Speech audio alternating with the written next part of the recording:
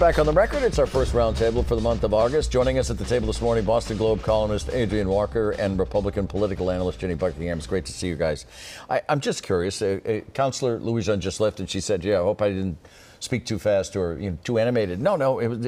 I thought her comments were brilliant, and the conversation was wonderful. What's your reaction to the city councilor? I thought she was great. However, I think it's a thankless task to try to defend the Boston City Council. Yeah. It's never been worse than it is now. It really hasn't. Never been worse than it is. It's never been You worse. agree, clown because show? the problems are only half of it. The other half of it is they don't get anything done. The only things they pass are the things they're legally mandated to do. Are the unforced errors the obstacles in the way why they don't get anything done? Yeah, it seems so. I mean, she's very impressive. I wish they were all more like her. I thought she did a decent job in pointing out what are unforced errors. I think she should have gone farther and asked for some of her colleagues to step down. That would be the right thing to do and get them back on a right track. All right, we now have a third Trump arraignment in the books. The former president in a D.C. courtroom pleading not guilty to conspiracy charges tied to the 2020 election. No cameras allowed in federal court. Now, Senator Ed Markey, Congressman Stephen Lynch, among those calling for this trial to be televised. Ginny, will that happen? It should. It's more important than ever because when you don't see things, you tend to imagine things. And we have enough of that going on in our country right now. The state court here in Massachusetts has long allowed cameras in. There's a media and SJC committee, the Supreme Judicial Court, that meet and make the rules, and it works very well. It's easy to do. Adrienne, should people be able to see with their own eyes firsthand a former president facing Oh, it's absolutely charges? vital. This is the most important trial in this country in probably 100 years, and people need to see it for themselves. And by the way, I've heard that Chief Justice Roberts can order cameras into this courtroom, and I think he should. Very good. Next item. Massachusetts GOP Chair Amy Carnevale, who has been trying to move the party in a less Trumpy direction, released an interesting statement on the former president's most recent indictment. And she said the timing of the prosecution by Jack Smith appears politically motivated as President Trump is seeking the Republican nomination. She added that voters will make their voices heard. And this: I know that President Trump will continue to make his case both in the courtroom and directly to the American public. Adrienne, let me start with you. What do you make of her positioning? First of all, I don't think she's less Trumpy to begin with, and her position is absolutely crazy. He's been running for president for 10 years. So tell me when you could indict him that would be the right time for her. Ginny?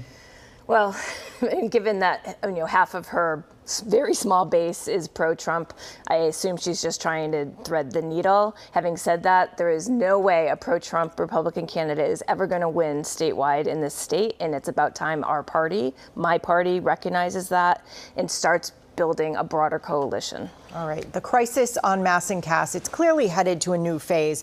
Mayor Wu says the situation has reached a new level of public safety alarm.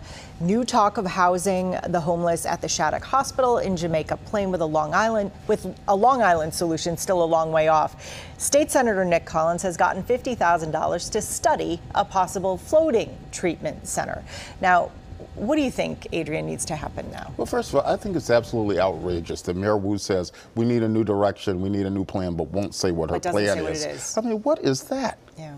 I don't know about a floating hospital, but the first thing they need to do is get rid of the encampments. I know they've done it a couple of times before. It's time to go back. It's time to use the BPD, the Boston Police Department, to get the bad actors out of there. That needs to be step one. All right. What do you think? I was there recently at a nearby meeting and drove down the street, and the Boston police were just standing there as people were shooting up in broad daylight. I mean, addiction is a terrible scourge, but letting them stay there and be at risk now by predators is the worst idea. Clean it up, clean it out now.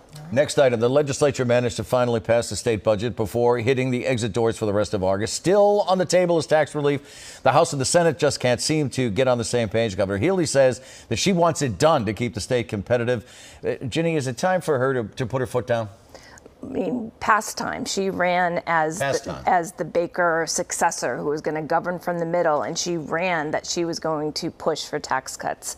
One-party rule makes that very, very difficult, but she has to do it. She has to use the bully pulpit and get them to move. Adrienne, what's your read? Well, first of all, I don't think there's a compelling argument right now for quote-unquote tax relief, given the economic uncertainty we're dealing with. And I also don't see how she's going to order the House to do this. When we talk about putting her foot down, I don't think she can make them do it. Well, then she can watch everyone flee to New Hampshire, which is what is happening in Florida and other places.